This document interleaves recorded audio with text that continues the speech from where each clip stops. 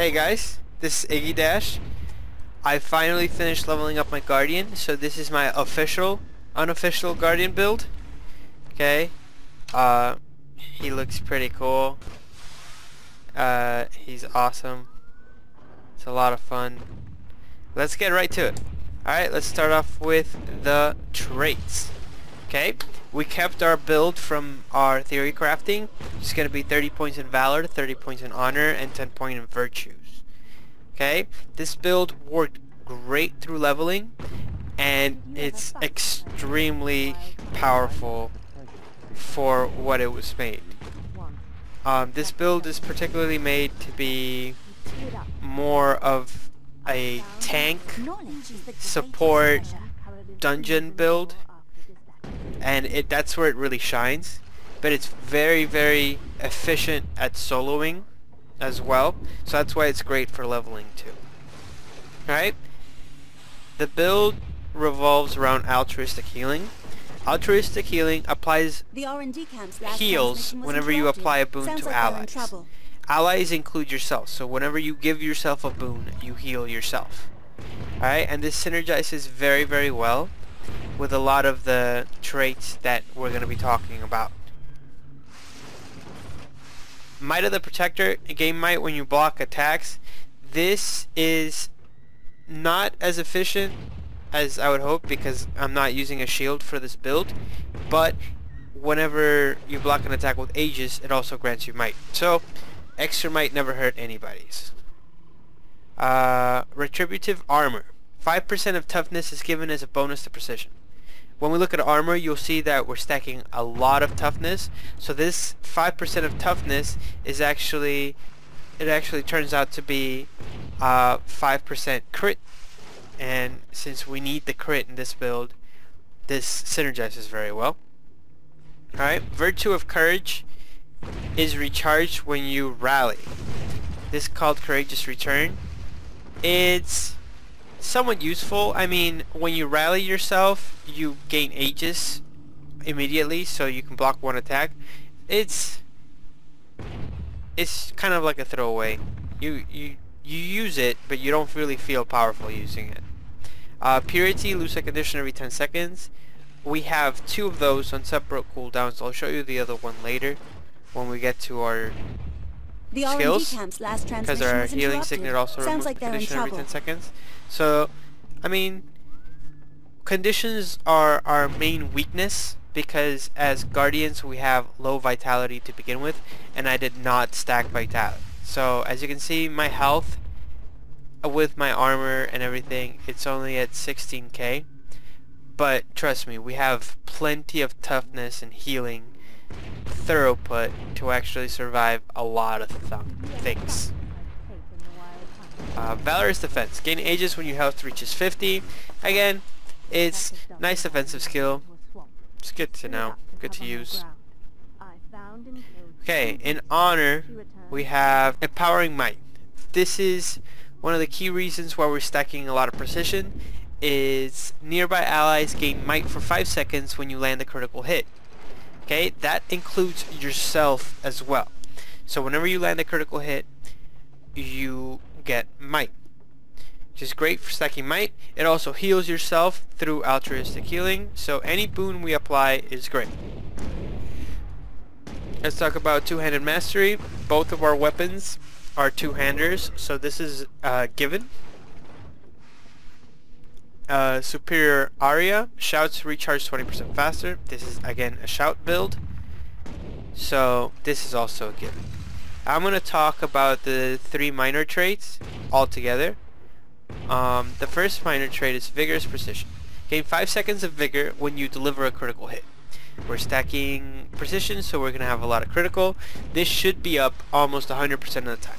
The effect can only trigger once every 5 seconds, but the vigor that you apply lasts for 5 seconds. This is basically so that you don't have vigor for like a year and a half every time you crit, but you'll have vigor almost 100% of the time.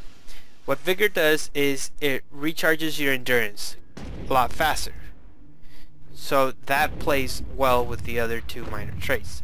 Selfless Daring. The end of your dodge roll heals nearby allies and yourself. This is a great little heal, and this is why you should always be using your dodge roll.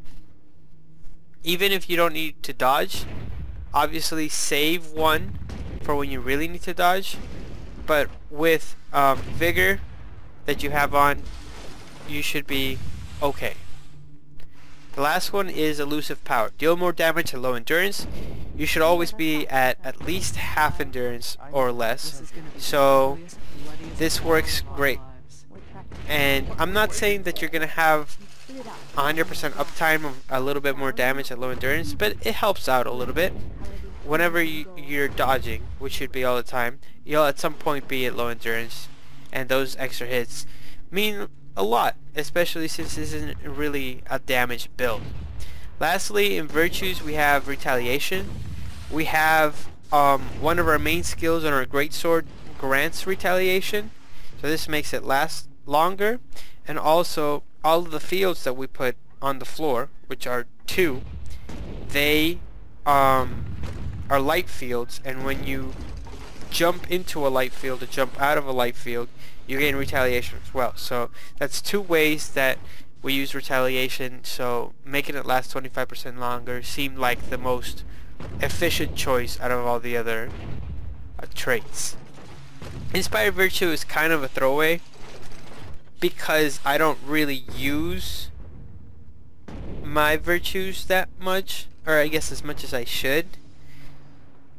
It doesn't really revolve around virtues, this build. I don't have a lot of virtue recharge, so they take a long time to recharge, and I really love the passives that they give me.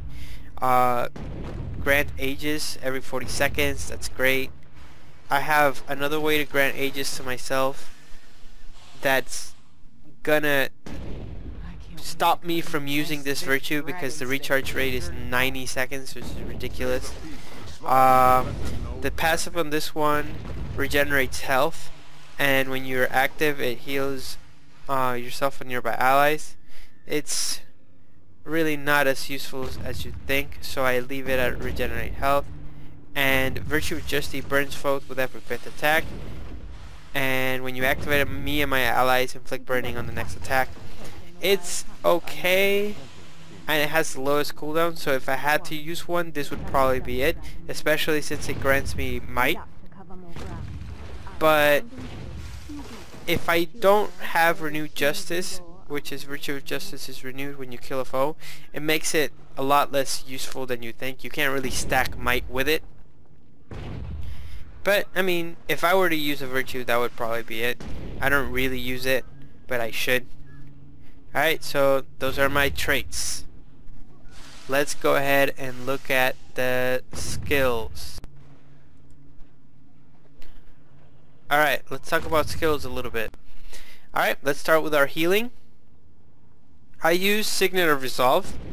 It cures a condition every 10 seconds, and it heals myself for the most out of any of the other heals. It has a 40-second cooldown, which is the longest cooldown, but I like the passive on it, and I almost never use my heal, and when I use it, I need a big heal. Like, I'm out of shouts, I'm out of everything, I'm almost about to die, I need something big to help me. So I feel like this is the most useful. Shelter would be second in line. It blocks while you heal, which means you don't need to worry about getting hit or going down before your heal actually activates. But the heal is relatively small, and it's on a 30-second cooldown, so it's only 10 seconds less. Healing Breeze is, I consider it to be one of the worst, because it really doesn't heal my allies for a lot. It heals me for a decent amount, but it doesn't really heal me for more than the Signet.